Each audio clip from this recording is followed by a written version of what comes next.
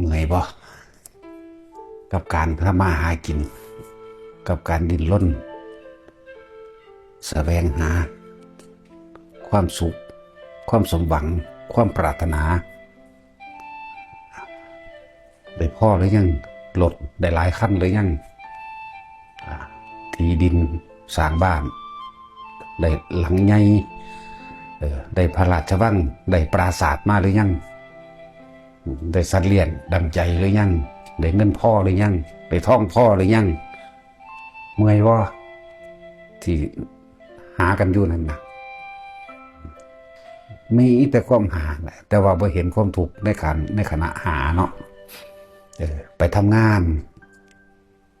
ก็คุยกันอิจฉาริษยากัน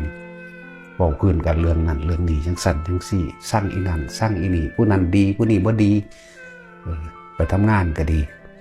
แต่ก็กันแกล้งกันเบหน้าเบตาบิปากใส่กันมีการแย่งชิงอันนั้นอันนี้กันเนี่ยก็บ่เห็นความทุกข์ในความบ่ได้ดังใจหรอกบ่เห็นเหตุมันแท้ๆเห็นแต่ว่าอันนั้นบ่ทันใดอันนี้บ่ทันใดอันบ่ทันมีอันนั้นบ่ทันเป็นถามตะของเองนั่นแหละเว้ยพ่อเดาบ่ได้หรอบ่ได้หรือยังพ่อหรือยังจังว่าคนเฮารวยเพียงใดก็ช่างเถอะ